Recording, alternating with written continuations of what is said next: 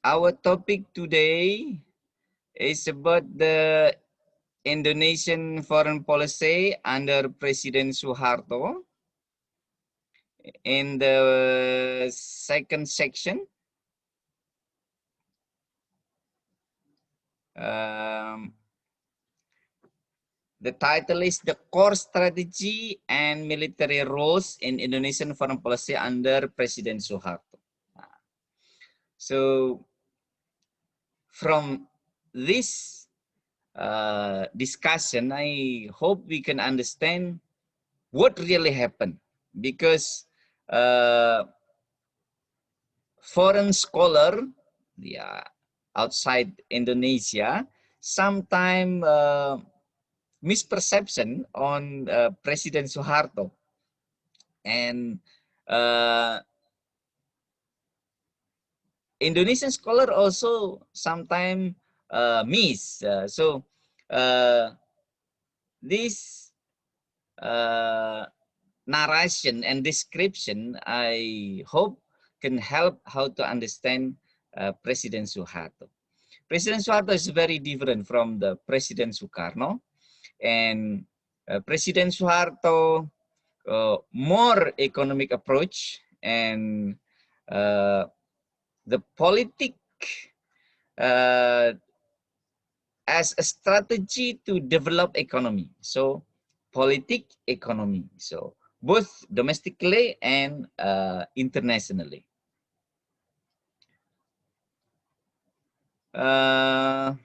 Okay. What happened? Yes.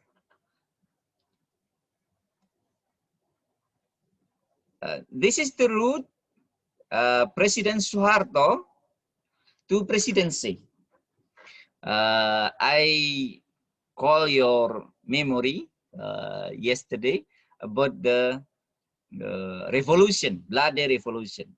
Why it is important? Because some scholars stated that the bad thing happened in revolution 1965 is a good thing for President Soeharto, or it is like blessing in disguise for President Soeharto to elevate their position. So it is crafted or designed or not. That is the other analysis. But as a fact, the revolution elevates Soeharto name to be a national leader. Okay, this is the route.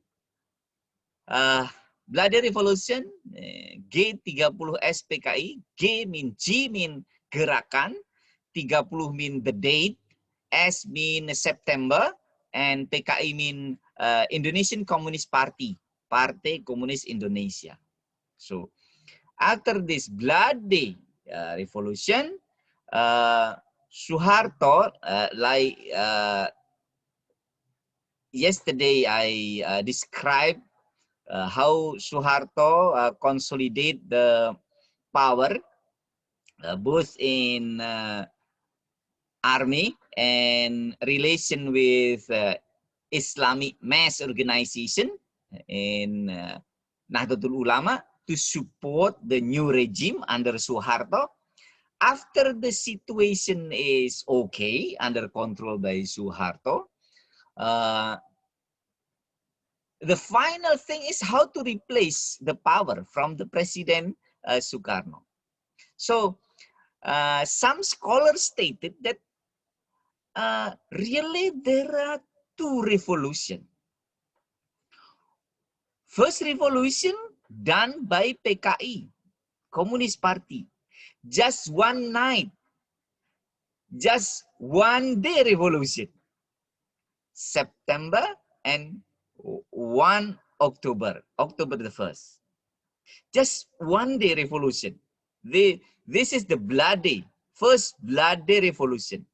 But after that, you can read in the analysis, emerged the other revolution done by Soeharto and a friend. So first revolution by Communist Party, and it is only one-day revolution. The second revolution done by Soeharto and friend, how to replace the Sukarno. PKI never ever want to replace Sukarno. It is logic because PKI very close friend to Sukarno, but it is different from Soeharto. Soeharto and friends, Soeharto, Kemal Idris, Nasution, Amir Mahmud, Jenderal Yusuf, and so Harsono, Darsono. These general want to replace Sukarno. So be careful to see this revolution. First revolution from PKI, just one-day revolution. It is bloody, yes, bloody, but only several general. Only several general.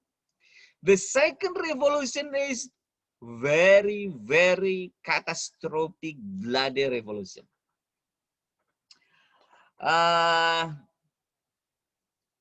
Why? Because revolution to replace Sukarno need more time. You can imagine September 1965 until March 11, 1966, Sukarno still as a president, although only in formal position. But for Soeharto and friend in army, it is not satisfied about this condition. So, to make precondition how to replace Sukarno, they need more than 1 year revolution. From 1 October 1965 until 27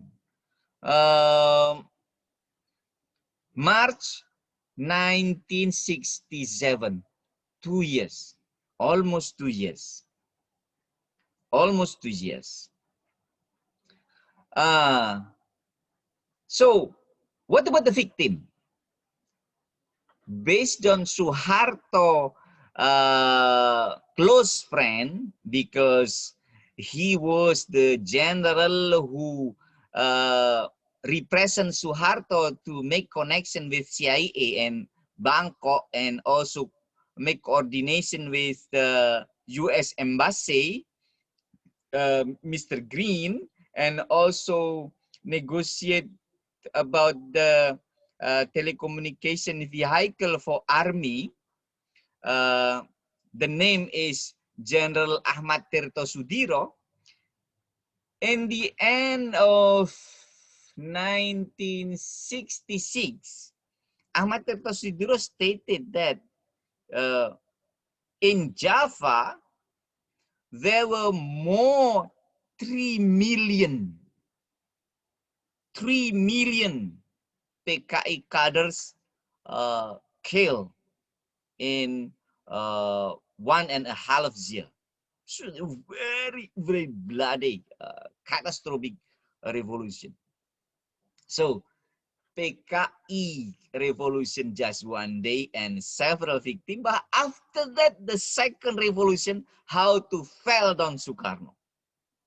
There are 2 agendas. Who make this design?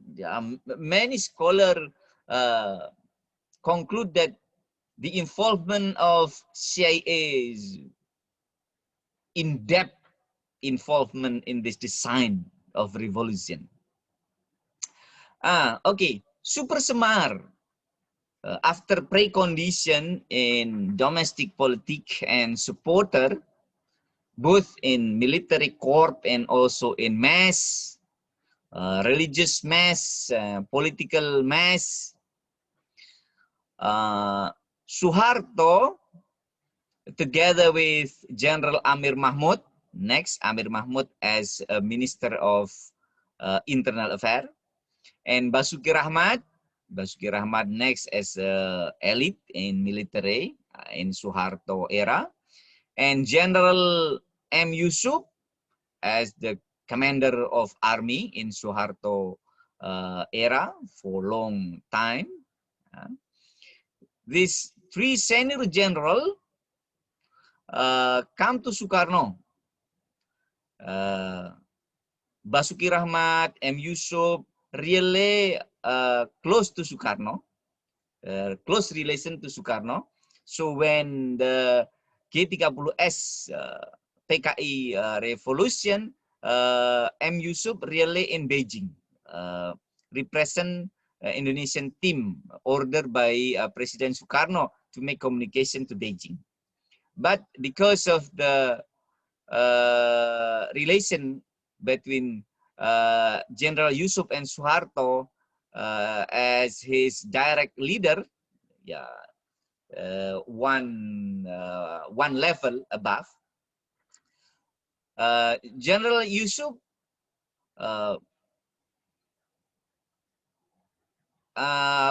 take participation in Suharto scenario, because under consideration that the situation at that time is not controlled by Sukarno. General Yusuf saw this as the power fact. So the real power is not under Sukarno. So General Yusuf as a part of Suharto team, how to transfer the power from the Sukarno to a new regime to Suharto.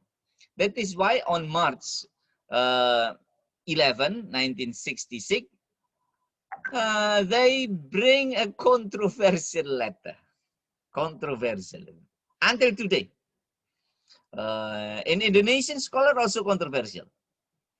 I show you two copies of the surat perintah or letter order from Sukarno, but both what you see in the slide, both are invalid. Both are not validated by the actors. Why? Because both letter, as I show you now, just one page. Amir Mahmud, M. Yusuf stated that the original super smart letter is 2 pages, not 1 page. So how many illegal surat perintah or decree from the president, and until today missing the most important letter, but missing. So this is the fact. I don't know how to explain it for foreigner, but this is the fact. Sukarno also emphasized that the letter was not a transfer of authority. Sukarno stated in 1967 that this letter only gives Suharto a limited authority to normalize the condition.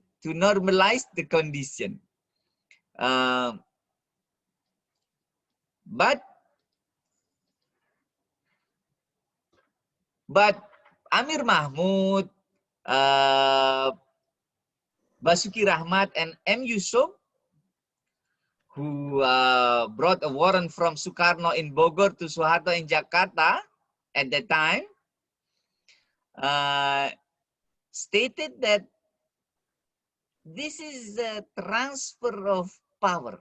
So not limited, but wide-ranging of power. Transfer from Sukarno to Suharto. But to confirm this, to verify what Amir Mahmud, Basuki Rahmat, M. Yusuf stated about the transfer of power, no one can verify this statement. Why? because the original letter missing. Well, I don't know how to explain it. But this is the fact. This is the fact. So with such an interpretation, Suharto then rose to power. So many democratic activists stated that Suharto began the power from the illegal transfer. Suharto developed their power from unclear legally transfer of power. So that is why the scholar stated that there are two revolutions. PKI revolution was illegal, absolutely. But the second revolution to fall down President Sukarno from Suharto and friend, also illegal. Also illegal. So how to understand this? Yeah. And more bloody revolution in the second under Suharto, because this is formal report from the General Ahmad Tirto Sudiro that there were more than 3 million killed for almost 2 years after the G30 SPKI. Okay, so until today controversial. Although there is a dispute and controversial letter, but as we know that politics is the reality, politics is the living realities. Politics is the living realities. Legal or not legal, revolution or not, rebellion or not, if you can occupy the power and you can control the power in a long time, practically you are to be a leader. But not democratic, sir. But not legal, sir. Yes, not legal. The one thing to legalize the power is general election. That is why in international law, there is belligerent position. Belligerent mean the person or group of person who occupy more than a half of country or nation territory de facto, but not as a result of formal general election. The other side, one side. The other side, there is a formal leader produced by a legal general election, but the leader only hold legal status of the political power. So de jure in one side and de facto in the other side. This is in international law recognized as a belligerent parties. So this situation also, like this. Suharto hold the real power, but not as a product of a legal democratic process. Okay, that is the fact. And Sukarno was dismissed from the president on June 22nd, 1966 by Provisional People's Consultative Assembly. It is only emergency assembly, people assembly, emergency people assembly or MPRS, Majelis Permusyawaratan Rakyat Sementara, just emergency provisional. And Sukarno friend General Nasution as the chairman of this Majelis or this board or assembly. So at that time, the leader in the people representative, this is the highest majelis or assembly in Indonesia under our constitution.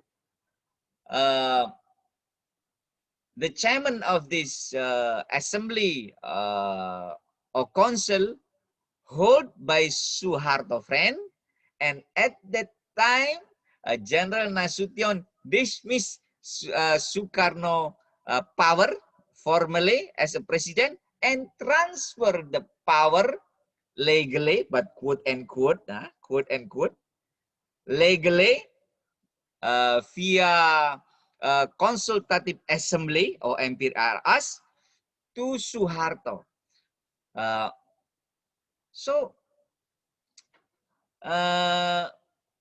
de facto Soeharto since June 22nd, 1966 not only hold the Super Semar, and all those Super Semar missing, Soeharto since June 1966 hold transfer of power from a legal institution. The name is Consultative Assembly of the People of Indonesia, the highest board in our constitution. This assembly can change our constitution. So the position since June 1966, Soeharto more than just as a Super Semar holder. Okay, forget it, Super Semar. Okay, controversial Super Semar. This is the logic. Okay, forget it, Super Semar in March 11. But since June or 3 months after Super Semar, Soeharto hold the new legitimacy in transfer of power from General Assembly. So this is the situation. And then 1 year after Super Semar, Soeharto inaugurate as an acting president. Not as a president, but acting president. And since this year, 1967, Soeharto can hold all of Sukarno power. Yeah, because acting president. But the president still live.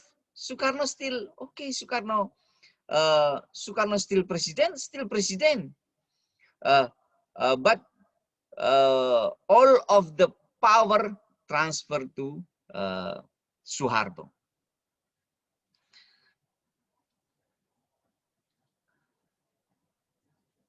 So step by step, you can see this. March 66, 3 months after that, Sukarno was dismissed from president by the assembly, and 1 year after Super Semar, on March 11, 1967, Soeharto inaugurated as acting president. And then Soeharto was inaugurated as a president officially, replacing the Sukarno by the MPRS, yeah, the Emergency Provisional People's Consultative Assembly, on March 27, 1968, as a president. 1 year before, March 1967, as acting president, but in March 68 as a full president. So what is the significant meaning in June 1966? In June 1966 is the mandate from the MPRS to transfer the power from Sukarno, but in this time and in that time, Sukarno still a president, so there is two leader, formerly Sukarno, but stay in the exile in not in palace but in private house, and Suharto hold the power but not in palace. So yeah, this is the situation. So since the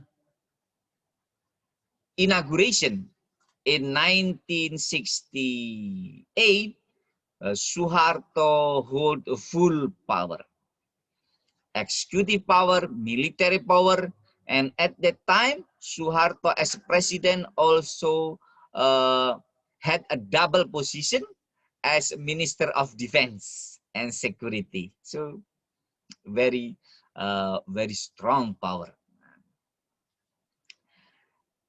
And yeah, this is the statement from scholar that how Suharto construct the foreign policy in what he said as a new order.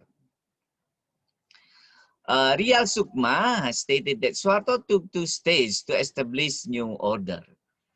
First, conceptualize a foreign policy based upon the need to build internal strength or national interest oriented.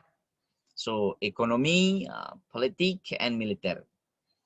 But domestic politics under Suharto was, there is no democracy. There is no democracy. There were established only 3 political parties, but all of the political parties under control by Suharto. So, what Sukarno ideal as one single party in Indonesia, modified by Suharto. Okay. The formal in Indonesia, not one political party, but 3 political parties. Golkar, PDI without Perjuangan, Golkar Party, PDI Perjuangan under Megawati at the time, and Islamic Party, PPP Islamic Party. Okay, there are 3 parties, but all the parties controlled strongly by the President Suharto. So the idea one party in Sukarno modified by Suharto, not one party but 3 party, but all of the party under control by Suharto. This is the innovation in politics. Back to the foreign policy. Conceptualized the national interest-oriented economy, politics, and military. So, Suharto established economic development and military. Move forward to show what a truly independent and active. We can debate about this because Suharto, why it is debatable? Oh, Suharto independent and active. Oh, all right. I don't think so, because Suharto just swing the pendulum from the east to the west. So it is not bebas aktif or independent and active like or refer to Muhammad Hatta conception. Okay. So Indonesian foreign policy can only be independent and active after the Republic of Indonesia achieve a necessary internal strength this is the position of the President Soeharto regime. So President Soeharto very concerned how to increase our national power and strength, economically, politically, but the meaning of politically means under control by Soeharto fully. And then, yeah, this is our yesterday slide. I will remember our lesson last day, that this is the strategic policies on foreign policy done by Soeharto. Normalization and change the political policies to Malaysia, stop the confrontation, establish the high communication with Lee Kuan Yew. Why we use the high communication? Because the diplomat is informal diplomat. To create strong relation and communication with Lee Kuan Yew, President Soeharto sent his son and sister to go to Singapore to play with Lee Kuan Yew son and sister and daughter. So it is family relation. So there was a family relation between Lee Kuan Yew and President Soeharto. This is the Soeharto tactic, not diplomatic and formal relation. And join the United Nations and activate almost all of international communication except to China, as I stated yesterday, that because China proven support 10,000 gun to the communist activists at the time, and negotiating foreign aid, and also President Soeharto established the CSIS. This is the think tank of Indonesian foreign policy at the time, and also controlled by military forces. That is why CSIS as a new board in Indonesian foreign policy, almost all of the scholar and analysis in CSIS, the Center for Strategy and International Studies, graduated from USA.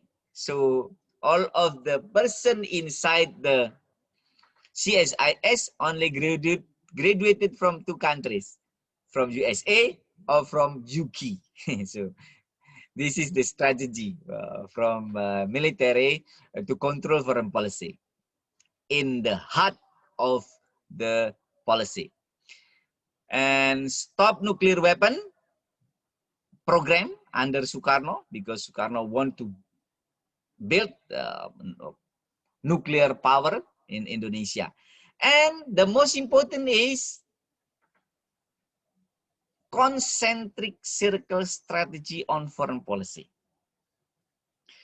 I mentioned in the last because I want to explore this. Concentric circle strategy is the first strategy run by President Soeharto. What is this?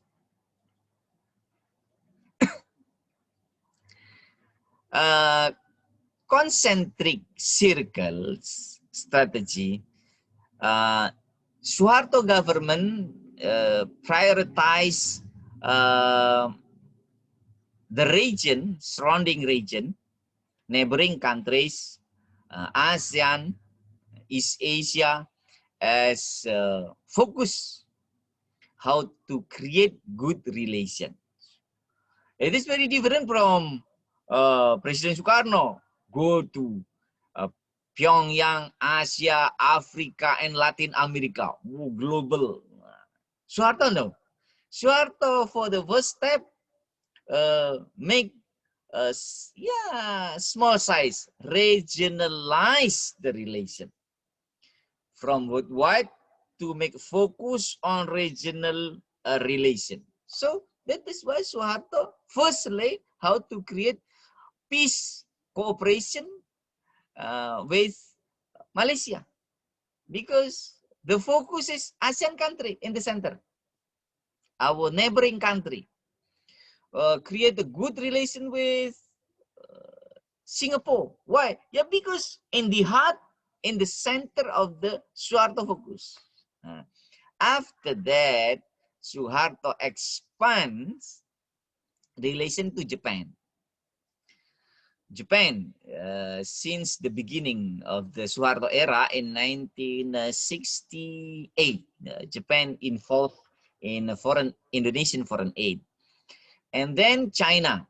China rather late because there is a national regulation in Indonesia that restrict the relation because of the historical relation to the PKI revolution, what I mentioned before. And the third circle is Asia Pacific and global politics. Oh, also global, yes, but the meaning of global here just for the United Nations, just for OKI or Islamic Conference, just for America, the main actor, America, UK, German, German link, and France, but not all of the countries, only selected actor in international relation. So the focus firstly is neighboring countries. So you can imagine the change from Sukarno, the global, worldwide, Asia, Africa, Latin America, and try to challenge America. Suharto changed revolutionary to make more focus on regional relation. That is why the what Suharto construct in foreign policy to create peaceful relation with all of neighboring countries. And then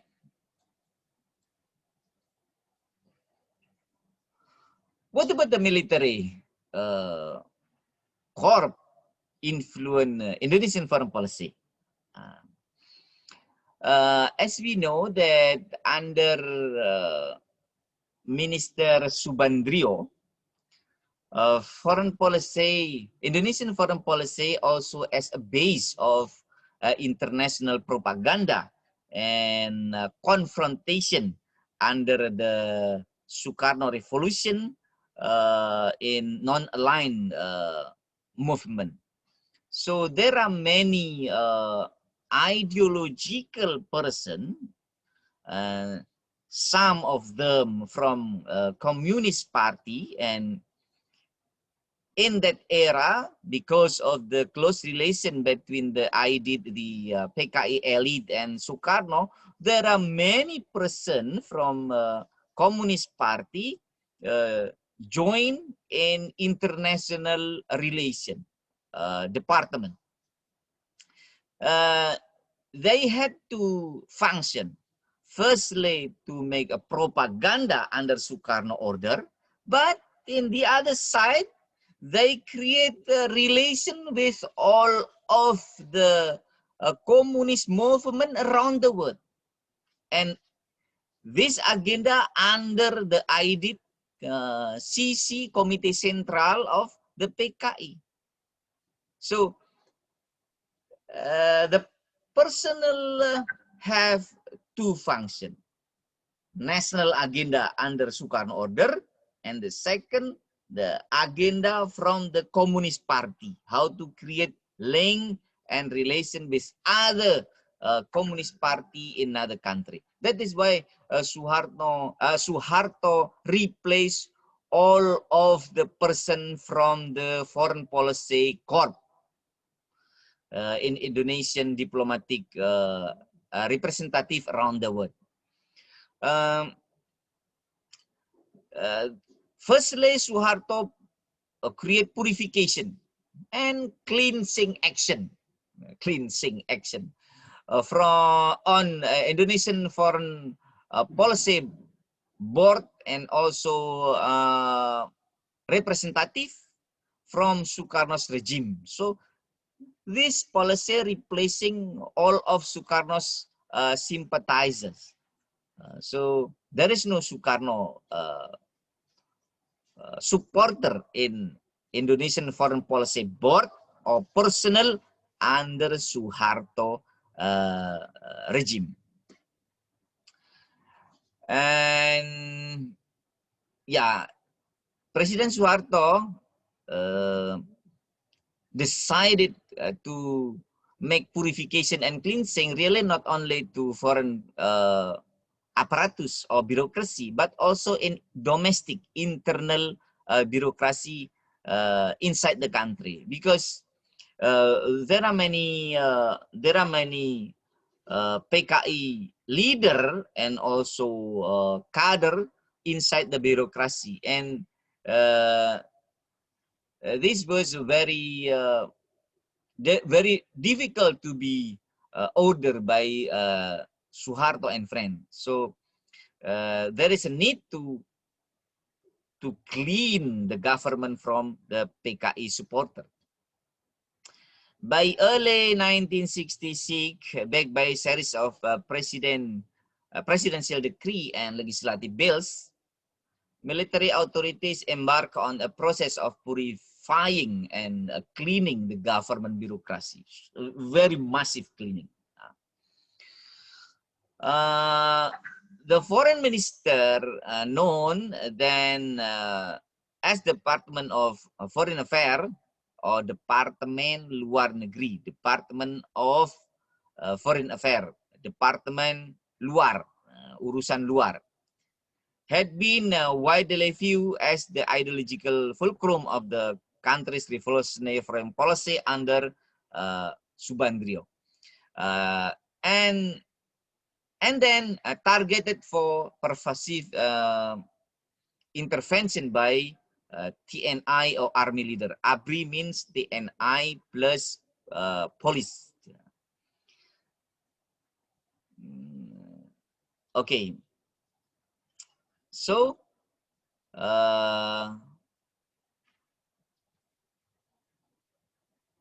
in April 1966, after Super Semar, there is a foreign ministerial decree.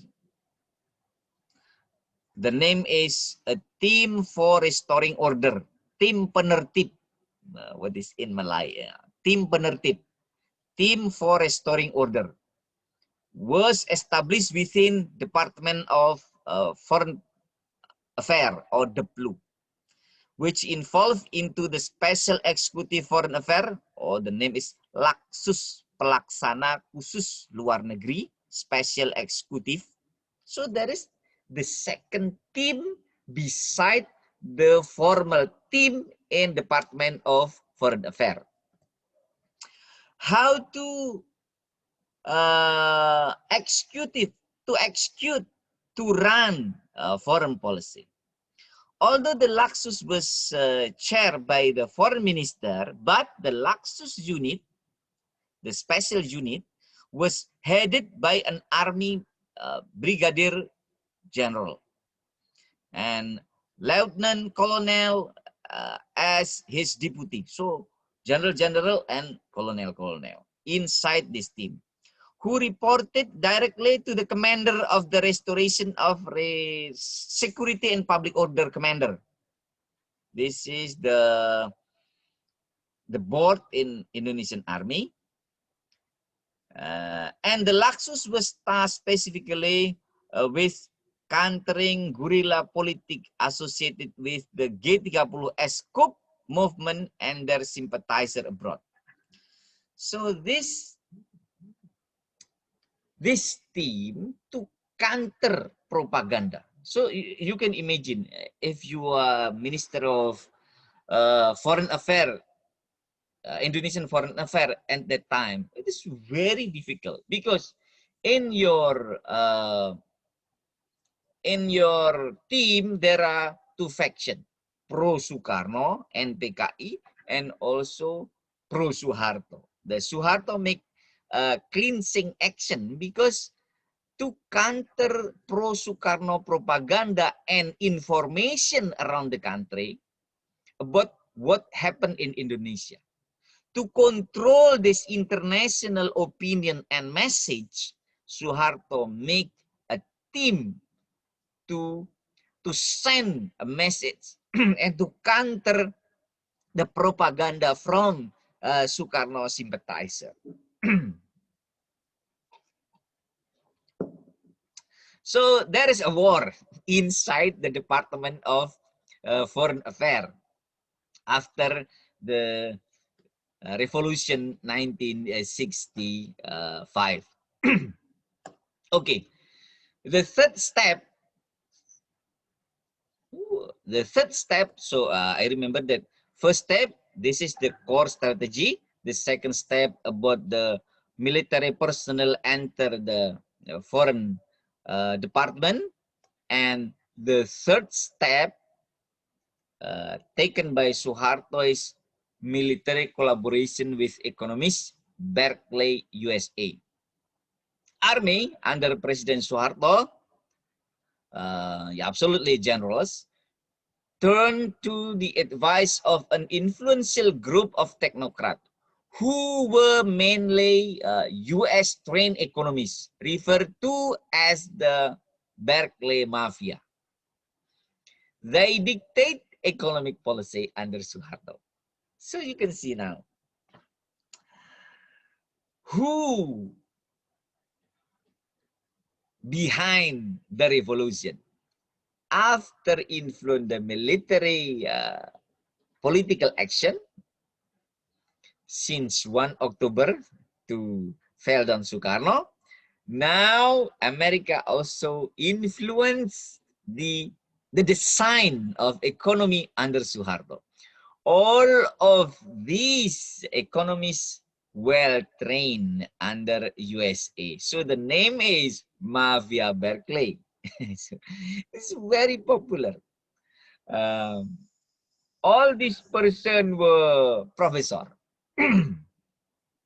Profesor Emil Salim, Profesor Radius Prawiro, Profesor Aliwardana, Profesor Subroto, and the person in black glass, Profesor Sumitro Joyo Hadikusumo. He was the father of the Prabowo Subianto, the candidate president last general election, but failed because the elected president was President Jokowi. The person in black glass was Professor Sumitro Joyo Hadikusumo, although the name is Japanese, but really Chinese. So the name and the person is the different culture.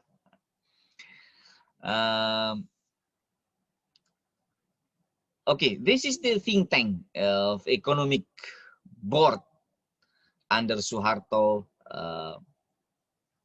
presidency. And then this is the controversial also taken by Suharto about the annexation of Timor-Leste policy. Many scholars stated that this is Suharto scenario. Oh, not at all. Document that opened in 2018, 2019, disclose of the real action at the time. What is the rationality of the annexation? Annexation is a term, a concept in international law that refer to illegal occupation to the other foreign territory. So when you read annexation, absolutely it is illegal, because annexation is illegal occupation under international law. I use this term because to create question and rationality. So if someone asks, is it illegal occupation of Timor-Leste under Suharto? Absolutely, it is illegal occupation. The name under international law is annexation. Why Suharto did this action? We can see this. The geopolitics and geostrategy, and this is not Suharto agenda or proposal. The Indonesian invasion of Timor-Leste was known as Operasi Seroja, the name of the military operation, which began on 7 December 1975. Why not Suharto proposal? Because if you see Timor-Leste here, this is Timor-Leste, just small territory here. One island with East Nusa Tenggara, part of Indonesian territory, in one island here. The other neighbor country, Australia.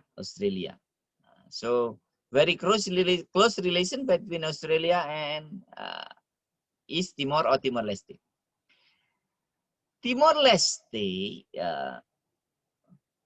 why it is very strategic?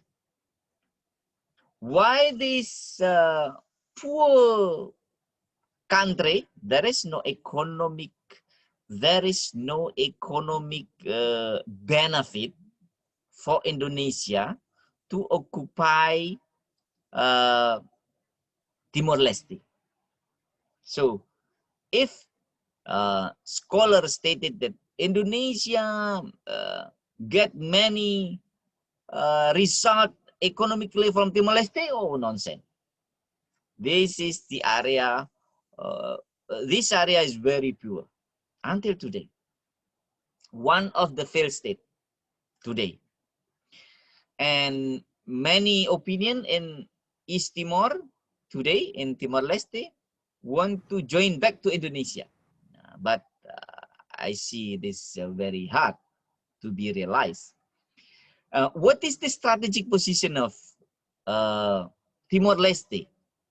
Please remember that in 1975, global politics still colored by the rivalry between two blocks.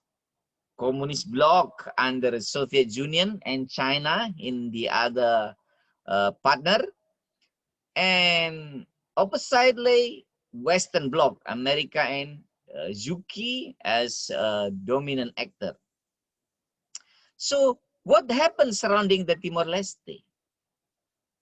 Why ASEAN countries not condemn what Indonesian action at that time? Yeah, the situation is because of the rivalry between Eastern and Western bloc. The position of Timor-Leste geographically near the Pacific, and this is very strategic for Eastern bloc. If Eastern bloc under Soviet Union can occupy or influence or had a strong relation as an ally with Timor-Leste. Why? Because Timor-Leste, before Indonesian occupation in 1974, released or decolonized by Portugal. Why Portugal decolonized? Because Portugal faced economic crisis deeply. So Department of or Ministry of Colonialization in Portugal government dismissed. And then many colonial areas released as independent country. And unfortunately, in ASEAN perspective, the political group or movement or political party that support as a backbone in East Timor at that time was Fretilin. Fretilin was a communist party. So, communist party occupy an independent country, and the independent country was very poor. So you can, all the scholar can imagine that this country, new country, Timor-Leste, under Fretilin government, will join to the Eastern Bloc, not to Western Bloc. Why? Because Fretilin was communist socialist.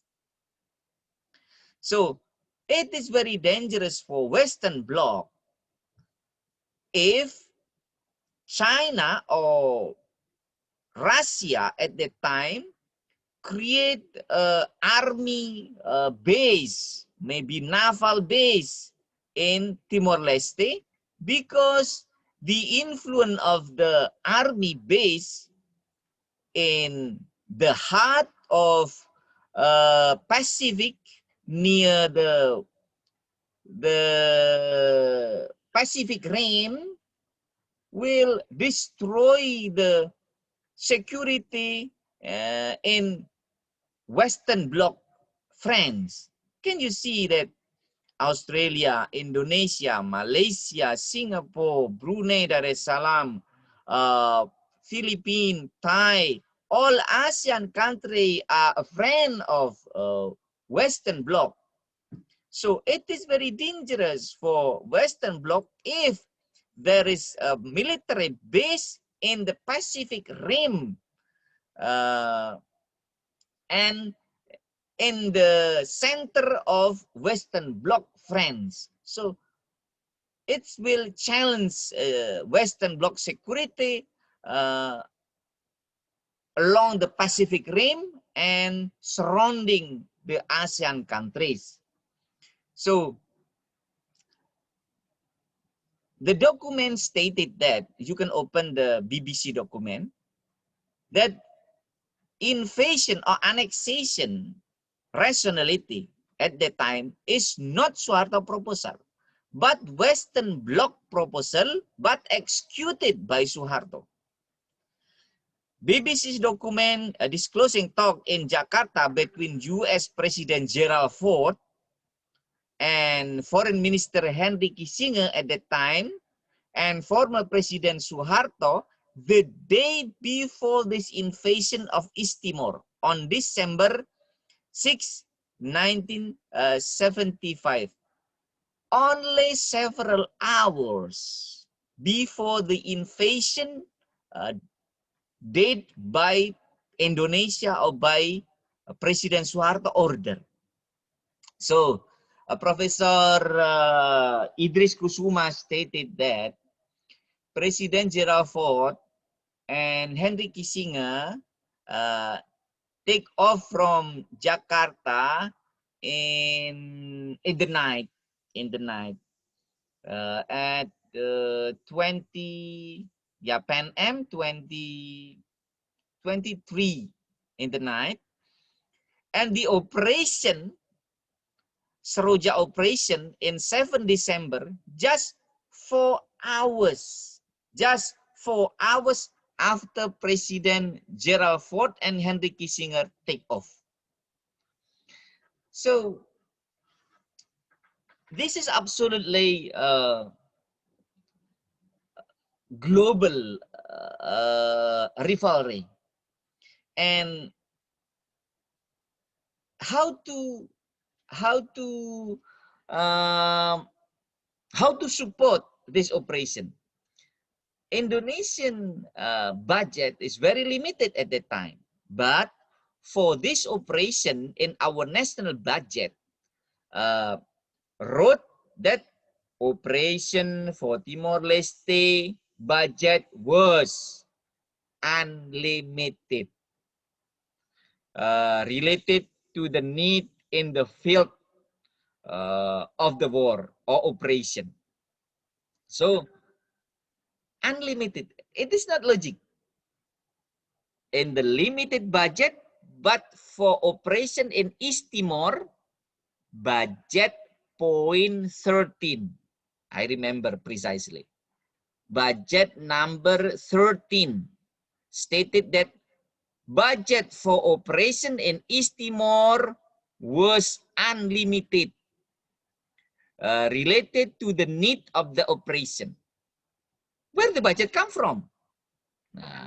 The document stated that all of the budget come from the Western Bloc. So Indonesia just as executor, not the initiator of the operation. So what is the Suharto or President Suharto get from this operation? Absolutely. Internationally backed up in front of the UN General Assembly. There is no Western Bloc or ASEAN countries condemn what President Suharto did in Timor-Leste, because all of the country understand about this. Yeah, absolutely, Western countries. And ASEAN countries also understand about what Suharto did, because there were several communist movements in surrounding areas, such as MCV, Malaya Communist Party in Malaysia, and Communist People Party in Philippines, and Communist Party of Thai. And in that year, Laos, Vietnam, Cambodia emerged as a socialist communist countries. So ASEAN countries at that time exclude Vietnam, Cambodia. Okay, today they join together after the fall of Eastern Bloc. So all of ASEAN countries can understand that this is the real need of the Western Bloc, how to save the strategic territory of East Timor, to protect Timor-Leste as a military base from Eastern Bloc. So, although Indonesia occupied the Timor-Leste with annexation or illegal occupation, the Western Bloc still and increase their relation with Indonesia. Why? Yeah, Indonesia get economic and political gain internationally from Western Bloc after annexation to Timor-Leste. Why? Because Indonesia in that event as a hero of Western Bloc to make safe a territory, not only Indonesia, but also ASEAN and Pacific Rim, the frontier of the United States region. So this is the perspective from Suharto rationality on the annexation of Timor-Leste. That is why ASEAN countries, yeah, just short statement, but there is no condemn from our neighboring countries. The political situation was changed dramatically after the end of the Cold War. That is why after Cold War, Indonesia has no intention. Indonesia had no interest to longer and longer stay in Timor-Leste. Why? A poor region, and we we don't need to new territory. So when the Reformation era happened in Indonesia and the global politics change after the fall of Eastern Bloc, Timor-Leste proposed to make a referendum or referenda. So Indonesia, okay, please referenda, and we please to carry it out the referendum. That is why no problem for President Habibie, the President Suharto's successor, to carry it out a referenda for Timor-Leste. Because yeah, Habibie, we will discuss next. Habibie, as an educated person, know precisely about what is annexation means under international law. So, what is the important thing here? That the rationality of annexation of Timor-Leste are really the agenda of Western Bloc, and Indonesia executed this agenda and get the political gain politically in international forum, and also economically with foreign investment. That is why after that Indonesia can elevate, can boost their economic growth. That is President Suharto gain. Many person disagree, but this is the real politics happened at that time. Okay, and this is the last situation. Yeah, absolutely still long narration, but I will to end the Suharto situation until this time. Yeah, this is the last. As I mentioned before, that domestically, President Suharto construct the domestic politics with authoritarian leadership. As I mentioned that there are 3 political parties, but all controlled by the president.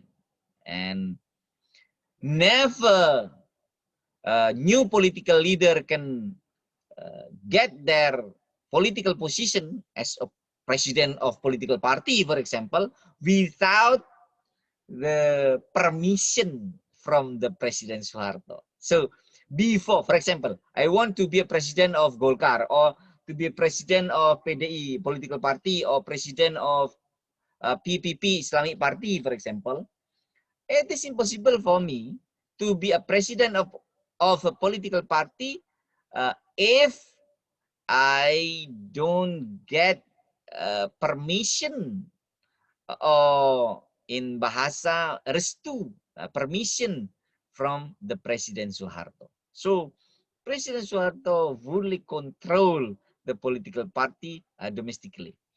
That is why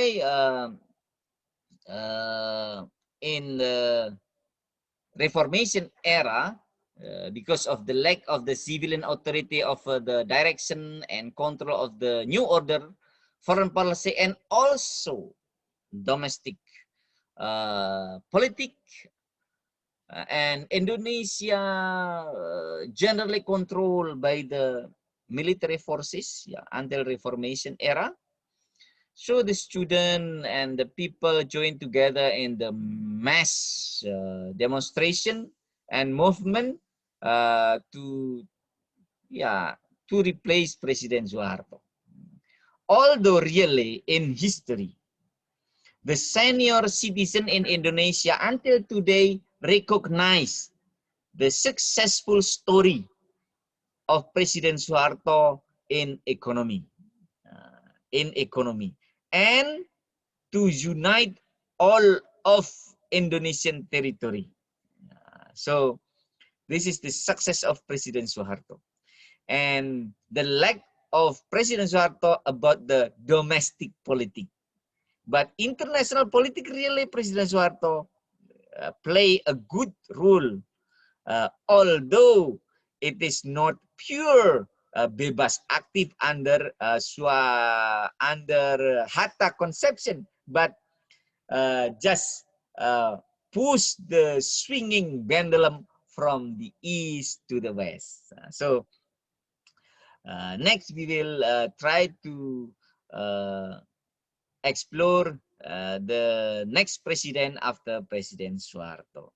Thank you very much for your attention in this class, and the time is up. Thank you. Assalamualaikum. Terima kasih.